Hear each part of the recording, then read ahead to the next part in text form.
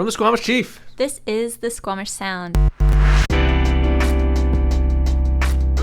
I'm Keely Bartlett. And I'm Stephen Chua. This is the 23rd episode of our weekly podcast. You'll hear the story behind the story as we take you into the newsroom. We'll talk about what did and didn't get into the newspaper this week. On the show today, we're covering our local MLA Jordan Sturdy has revealed the results of a gas study that he has conducted on fuel prices inside Squamish's historic Judd Farm.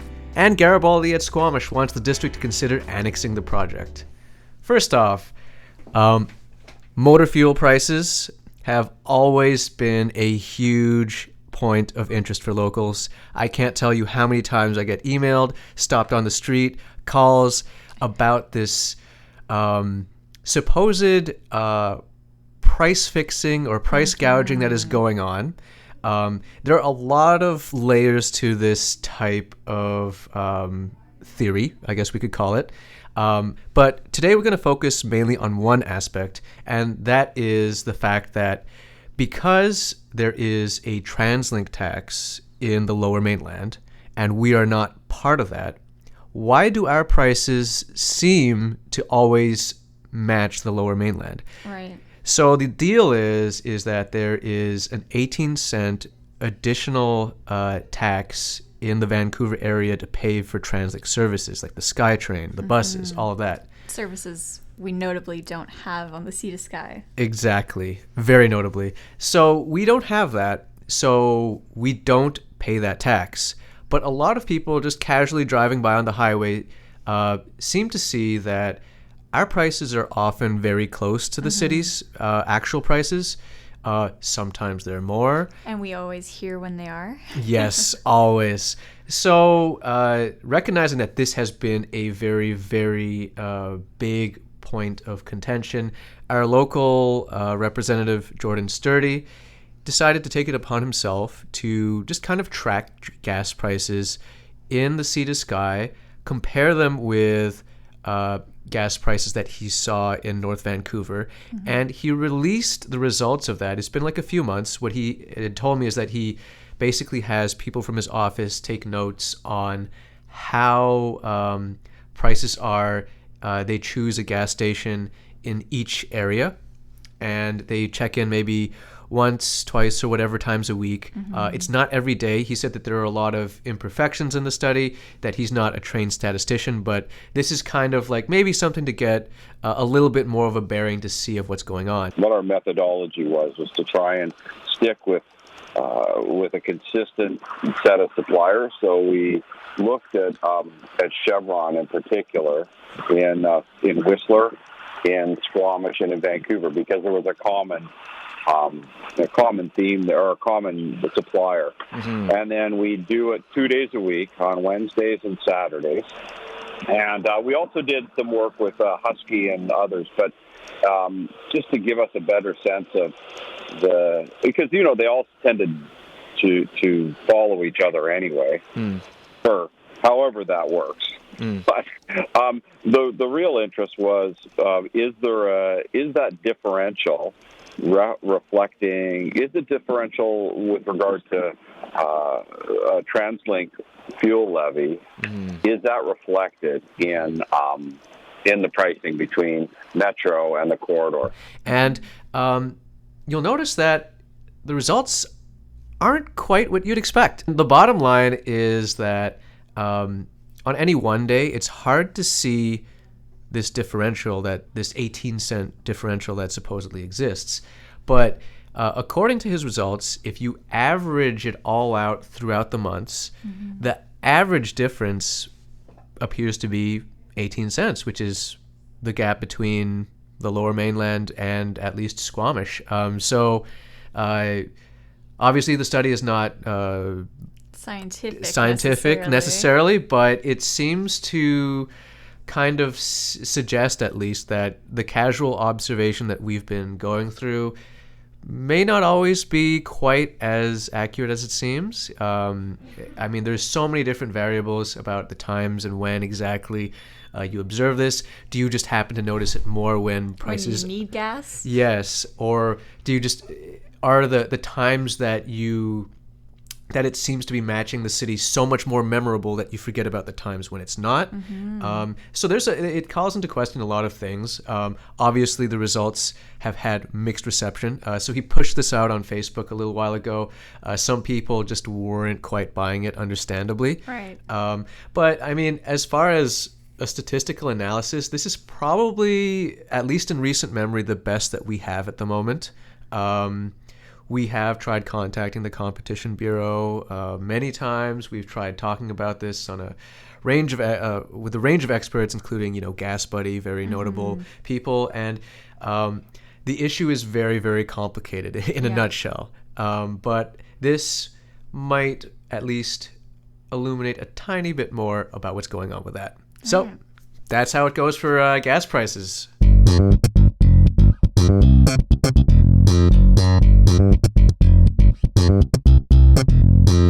So I guess we're going to turn it over to the Judd Farm. So this is a very old property in Squamish. It was one of the first in Brackendale, and it was really interesting. We went after Tamara Stanners, who's one of the owners of the house now, with her husband, Lorne Badger. Tamara was emceeing an event a little while ago that we attended, and she was talking about the history of the house and all these fun memories she has of working on it. So we thought it would be interesting to kind of go in and see, what does somebody who owns a property that could be considered historic to Squamish, how do you take care of it? What do you do with it? What kind of responsibility do you have to that house? Yeah. Right?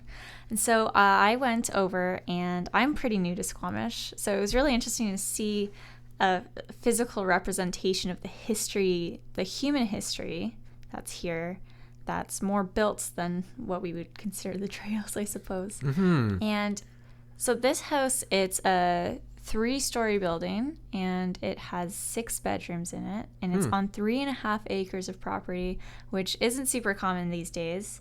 But I sat down with Tamara in their kitchen, and she walked me through some of the renovations that they'd done. So they've had the house since the year 2000. Wow, okay. And they actually bought it from direct descendants of the Judd family who built the house. Wow, so there's a direct connection there. There's a direct line. It was passed down through the family until Stanners and Badger bought it. Wow. Yeah, so it was pretty interesting to see. But she was telling me that in the 60s, the popular modernization of the time was they plexiglassed in the porch, this beautiful open porch that they have now. Interesting. Yeah, Okay. an interesting choice. And they also covered up a lot of the windows that they'd had and replaced it with aluminum siding windows. Huh. Yeah. Okay. And then this is a hard part for people who love home renovations. They put down tile and shag carpet on the floors. Another fascinating choice. Yes. So Tamara and Lorne decided to go through and try to bring the house back to what it would have been like as much as they could. They took all these cool different things, like the cabinets are from old homes in Vancouver and Chilliwack, and they were able to find where the original windows were and put glass back in there. And of course they removed the shag carpet and put so there's wood floors again. Okay. And they actually invited the most recent person who had owned the house, Ellen Grant, to come and see what they had done to it once they were done. It took about 5 years of renovations. And when she stepped in, Tamara was telling me that she began to cry, and she said that it looked just like how her grandmother had kept it. Oh, that's a nice detail. So another reason why we thought it would be interesting to go over to this house in particular and to talk about the history of it was because of some recent talks about a heritage policy in Squamish, which we currently don't have. It's been kind of in the talks for a while, and as you reported on, council is working on developing one. So we'll see how that transpires. But we thought it would be interesting to ask Tamara what her perspective as the owner of what could be considered a historic property, what her perspective on having a heritage policy would be. Okay, let's hear it. I look at what happened to Vancouver, and it hurts. It hurts to see how so much of Vancouver's heritage is gone. And yet, I still think back to when the Judds were here and the evolution of everything. Like, they actually started with a little tiny cottage in the back, and then it flooded. I think it flooded 3 times before they realized, wait, this is not going to work for us. And they built the space up, and then they put the house on it. And there's also evolution that happens with humanity as well. I mean, we've seen it everywhere. And I think there really needs to be a balance. And that's what I'd like to see, is just balance in keeping, what makes sense to keep, what is structurally sound to keep, what works. And then also build the buildings that are going to be efficient to run and sustainable, and balance is everything. And I don't know who's best to make up those rules. Is it the council? Is it our district? I honestly don't know. But I do know with this, if this house were not structurally sound, if there was a problem with it, it would be hard to think that we wouldn't have the say on how we fix it or what to do with it. So there's really a balance, and it would be nice to think that people who buy property or owners would, value history as much as, say, I do, and Lauren does, but I don't know if that's the case. And maybe it needs to be on a one-to-one basis, or like a individual basis with different historical sites left. But Squamish never really had that many, not really. If there's can be some original structures left there that are still cool and sustainable and work, that makes sense. But if it doesn't, then what do we do? Do we want to tie people's hands and say, no, sorry, you can't change that? So that's a pretty interesting take, because, she actually sees Squamish as the community, but also on a personal side, she does own this house as well. Right. So that's pretty interesting. But the house also has a really interesting present fixation, I suppose, for Squamish, is that it is often the site for different productions that come through town. It's very popular in Hallmark movies. So Tamara was telling me that around Christmas time, her family will sit down and watch Hallmark movies that were shot in the house while they're in their house. That must be surreal. Yeah, it's pretty cool. All right, we are bringing in our editor, Jennifer Thuncher, where she's going to come in and tell us what her pick of the week is. Pick of the week. I think the discussion at council over gas that you covered in the story this week was one of the more newsworthy events. Okay, yes. So would you like me to tell everyone what this was all about? Yes, sure. Quickly. So, very quickly. Garibaldi at Squamish has been kind of giving this idea to the district of, hey, why don't you expand municipal boundaries a little bit more to include us within your territory? The reason being that as of now, they are under the boundaries of the Squamish-Lillooet Regional District, but they are just outside of the District of Squamish's boundaries, and they kind of want to be brought in to enjoy, I guess, the perks that would come with having a local government look after things. Presumably this would be like infrastructure, roads, sewers, pipes, all that sort of thing. And they've been hawking this idea for quite some time, but this is the time. What makes this part special is they've actually appeared before council and they've said, hey, how about you actually conduct a study to see what would happen if this did occur? So it wasn't a formal, it's the most formal ask that they've had, at least in recent memory. Right. What's interesting is right now, most of the local governments in our area have expressed opposition to Garibaldi at Squamish. And that wasn't always the case. So let's listen to Rob McLeod from Garibaldi at Squamish, formerly of the District of Squamish, who presented to council on the project for a little bit of the history. The modern project started in '94 with a request from Squamish Council to the province to initiate a study on how to increase winter tourism. And out of that came a RFP that went out internationally and resulted in an interim agreement with the province of BC and Garibaldi Alpine Resorts, which is our predecessor.